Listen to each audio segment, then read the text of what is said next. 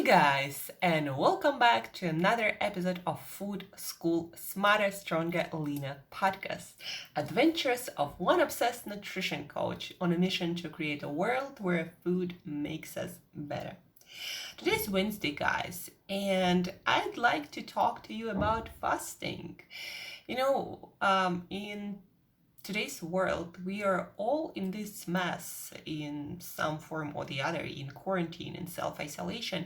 And it seems like our whole life routine just got out of the window. There is no balance, there is only chaos. Sometimes it seems like that.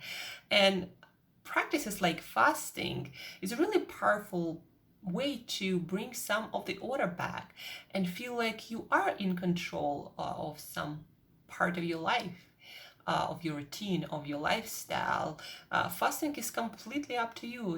It's free. You don't have to buy anything, to cook anything, to know anything. That's the beauty of fasting. At the very core, it's very simple. You just stop consuming stuff. You just stop eating. And that is one of the most powerful ways also to help your body to restore health and also to prolong your life, to improve your metabolic health, to improve your gut health, to even improve your immune health when done right. Fasting shouldn't be used as an excuse to consume all sorts of junk just to justify the amount of calories you consume on a daily basis. So fasting is not a good way to fast and then excuse yourself for eating all the junk on all the other days, because overall the amount of calories is kind of okay. But you see, fasting doesn't give you vitamins or minerals, so it doesn't miraculously make your body create all the nutrients that our body needs. So fasting needs to be combined with a balanced, nutrient-dense diet. And that's when it works the best, not when you just fast, because, if you're constantly depriving your body from something, from essential proteins, fatty acids, vitamins, and minerals, if you constantly, either fast or eat junk, then your body never getting the nutrients, and that's a recipe for disaster. So that's when fasting can backfire, and some people do that. They either eat junk and then they fast, and they think that's fine. That's not fine. That's a disaster. But in other ways, fasting can be a great practice, again, to bring more order into and more balance into your eating habits. It will also, believe me guys, change you mentally. Just because when you go through fasting, you have to face reality, face yourself, face your raw emotions without the ability to change your state with food, and food does change our mental and emotional state. So fasting will change you a lot, and it's a powerful practice that can make you live longer, make you look younger, can improve your gut health, your metabolic health, meaning your blood sugar, your blood lipids. It can help you with weight loss, with fat loss, of course. It can help to boost your immune system when done right. So fasting is a very powerful tool. And let's get into details, like what kind of fasting and for what purpose can you personally start using to improve your health, your metabolic health, how you look, how you feel, how much energy you have on a regular basis. Also, if you have any gut issues with your digestion or maybe some autoimmune conditions, fasting can help with all of that too. And so fasting, people usually do fasting for three main purposes. For longevity, so to prolong life on cellular level, fasting is still the most potent anti-aging drug, quote unquote, that we have. So fasting is often used for longevity, and I personally use it for that purpose mostly, and for gut health. So the second purpose is gut health and metabolic health. For gut health specifically, guys, our gut needs some time off to rebuild the lining of the gut, to give our digestive organs rest so they perform more efficiently and effectively, and they digest the nutrients once we start eating much better. and they build up some resilience. And plus, again, our gut, the lining of the gut, the cells that that are along, that kind of create the floor of our gut and help us to digest nutrients, assimilate and absorb nutrients from our food, at the same time not letting the invaders, possible infections, in. So our gut does all of that, and it needs time off. They recommended, from based on best research we have in the area, that we fast daily for 13-14 hours, meaning without food or any nutrients, just maybe water, herbal tea. So for gut health and metabolic health, we need fasting for that.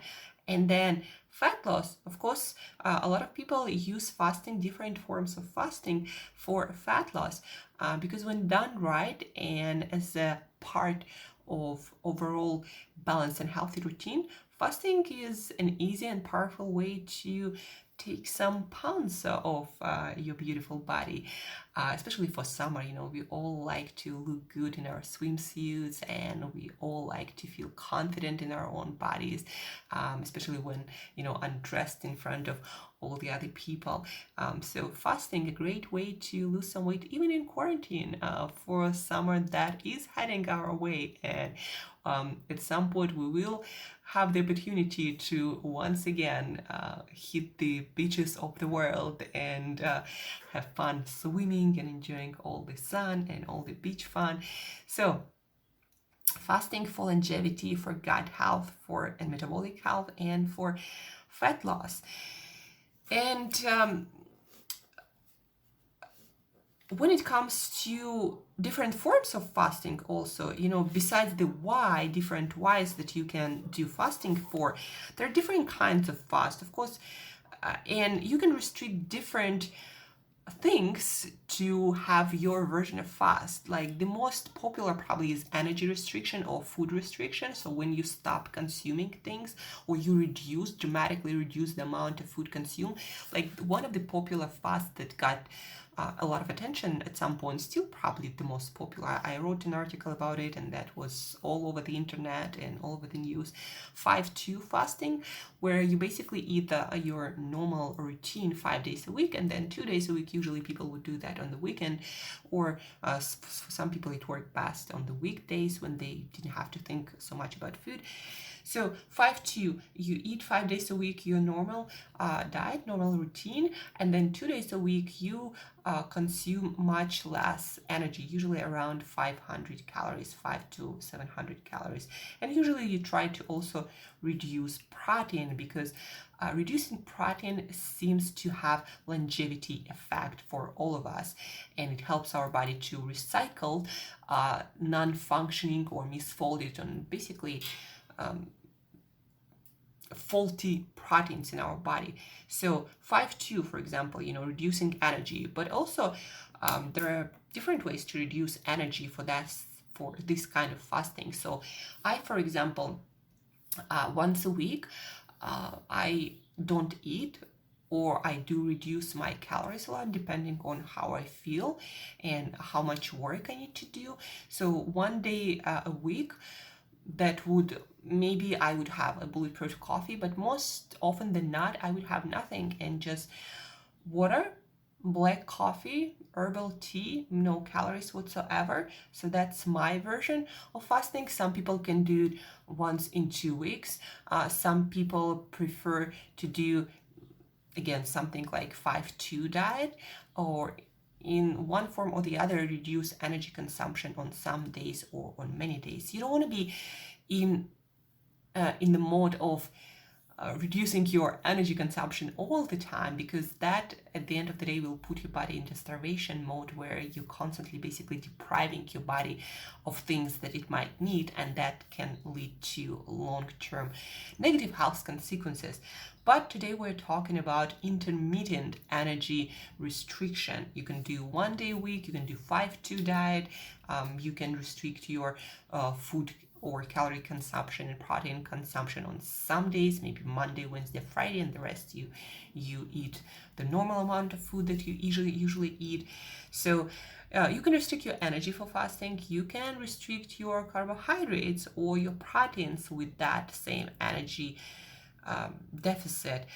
You can also do just protein restriction. Sometimes I do 0 protein days. So basically I consume maybe some bulletproof coffee. That's coffee with real butter and coconut oil. So you can reduce your protein. Again, it's really beneficial for longevity. If you at the same time restrict the number of instances when you consume that food, that also might be really beneficial for your gut health. But anyhow, so usually you would restrict energy and probably some carbs and proteins, and probably you would remove all the junk.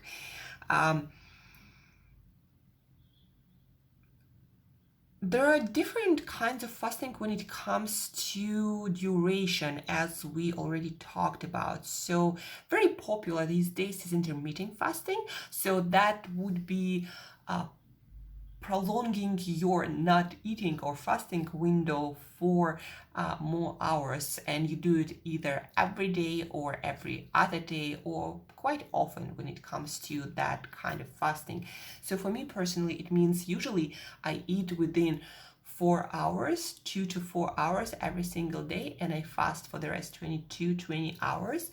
And that's my intermittent fasting. A very popular routine for a lot of people is fasting for 16 hours a day. That of course includes overnight fast when you sleep, and then eating for the rest 8 hours. And you can have 2 meals, you can have 3 meals, you can have fast days, like for example, as I shared with you, you can fast 1 day a week, and then the rest of the days just have your regular 13-14 hour fasting window and eat normally. And again, you can reduce energy consumption and maybe constrict your eating window just on some days, maybe 3 days, maybe 2 days, whatever feels right for you. 2 things. For fasting to work for any of those purposes, and specifically for fat loss, guys, for fasting to work and be an effective tool, you need to look at your overall diet. So it's not like you fast 1 day and you eat nothing, and that will give you about 2,000 calorie deficit for an average person. So you fast 1 day, but then the next day you eat 4,000 or 5,000 of calories and you eat a lot of junk. Like, that's not gonna work. That's not gonna move the needle forward. And again, you don't want to be in a place where you fast and then you use it as an excuse to eat a lot of junk that doesn't give you any nourishment and can actually make you put on weight. So if you're in a place where your eating habits are already out of order, you can't really control anything and you feel stressed about it, and you might even have some eating disorder, that's not the best time to start fasting, especially fasting for the whole day and then having that appetite for everything and anything and you can't stop yourself. That is not a good place to start fasting practice. First, you want to start eating normally, like 3 meals a day, every day, healthy food, and only after that you can try implementing fasting. You gotta really know yourself whether that's gonna create more stress in your life or that can create more order and more peace and more balance in your life. So guys, that you want to understand. Again, don't use it an excuse. And for fat loss specifically, track your overall food intake over the course of the week, let's say, and also track your progress. So for example, today is Monday, well, today is Wednesday, but let's say it's Monday, and you decided for the next couple of weeks you're gonna try fasting as your fat loss tool. And you decided, okay, so the easiest thing for me is to fast, let's say, every Monday. And you decided to go 0 calories. Okay, every Monday you fast and you eat nothing, 0 calories. But then for the next 6 days, the rest of the week, you're gonna track your food intake. So how much energy you consume on other days. And don't judge yourself, but be honest and put everything on paper. Use one of the apps like MyFitnessPal to track your calories. and see how much energy over the week total you consume. And let's say then 2000 calories is average per person. So how much deficit you have at the end of the week, right? So calculate the amount of calories you have in deficit, and then see the progress, see how much weight you lost, or maybe you didn't lose, and that you might have to adjust something else. You might be eating more calories than you say or you think you do. And so do that for a couple of weeks, and then compare the amount of calories you consume on a weekly basis to weight loss progress, and then adjust as needed. Or don't adjust anything, just stay if everything is working and you are losing weight and you are adjusting your body weight the way you want. And so use fasting as a tool. And then once you done with losing weight and you just want to maintain, you can still use fasting. But now, after fasting day, on other days, you can allow yourself to eat a little bit more and distribute that deficit among other days. And yeah, you might be able to afford one extra dessert because you had this day of fasting, and nothing will happen to your weight. But fasting, guys, fasting works best whether you're fasting for longevity, for gut health, for fat loss.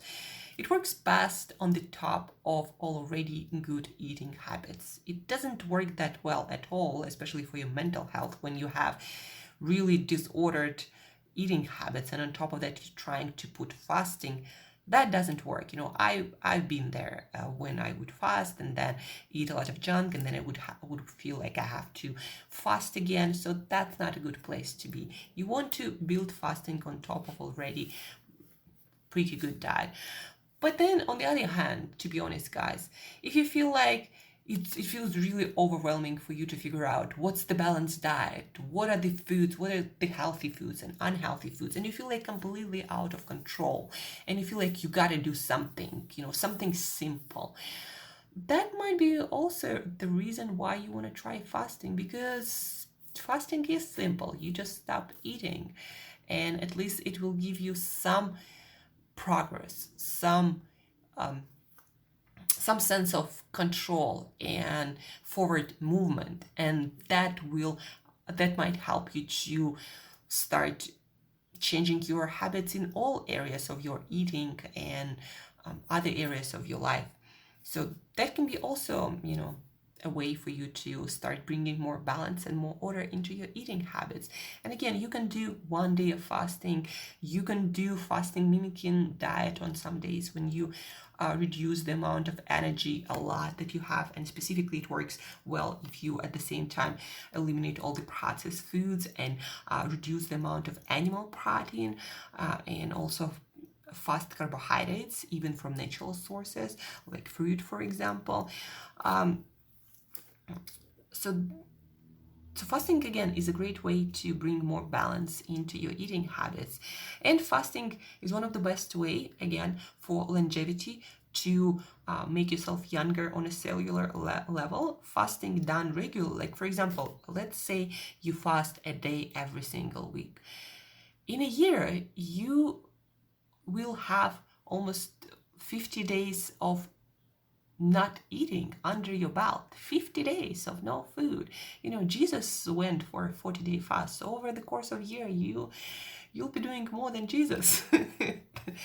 I'm not sure if that's an important factor for you, but it's a great practice. And it can make you look younger better than any anti-aging drug that we have right now. So fasting for longevity, but then also again, just going for a few days, maybe a few days a month, maybe a couple of days a week, depending on the protocol you choose. Even that is a great longevity practice, because eating whatever, whenever, in whatever amounts, guys, that's gonna lead to you being sick, fat, and you not being as young, as fit as you could potentially. So for longevity, for gut health, I guess intermittent fasting works the best. Besides having your daily window, 13-14 hours of not eating that is recommended for any person, for any adult. Besides that, I would highly recommend you trying, at least on some days, to prolong your not eating window, your fasting window, and see the next morning, after that day, how you look, how you feel, how much energy you have. Just an experiment, it can improve your energy levels and your gut health a lot. And then for fat loss, as we spoke, just make sure that fasting is balanced with your overall diet, because you might be, not eating anything, even a couple of days a week, but then the rest of the week you eat 4 or 5 and more thousands of calories and a lot of junk and processed sugar and processed foods in general. And that's not going to give you any progress. That make you feel even worse. So for fat loss, make sure that your fasting protocol that you choose is a part of your whole lifestyle, your whole diet. Don't take it in isolation. When it comes to human beings, don't take anything in isolation, actually. That's it about fasting, guys. Again, can be a really powerful tool to make more balance, more order into your eating habits, and especially in today's world where everything seems to be out of control and out of balance, it might really improve your mental and emotional well-being and peace. So you can use it for that too. And then use it for longevity, for fat loss, for gut health. And guys, if you need any help, if you need any advice on specifics of any of the fasting protocols you heard about today, or you get curious about, feel free to reach out via email or any of the social media like Instagram, Twitter, or Facebook. I'm more than happy to answer any of your questions and help you to design your own fasting protocol specifically for your goal. Of course, don't forget to share this episode with maybe a buddy of yours, maybe a family member with who you might want to try fasting together, because anything done together is fun, right? You might support each other and keep each other accountable. So share this episode for that person who you might want to start fasting with, or just want to share and discuss this topic. And then, guys, as usual, until next time, eat better daily.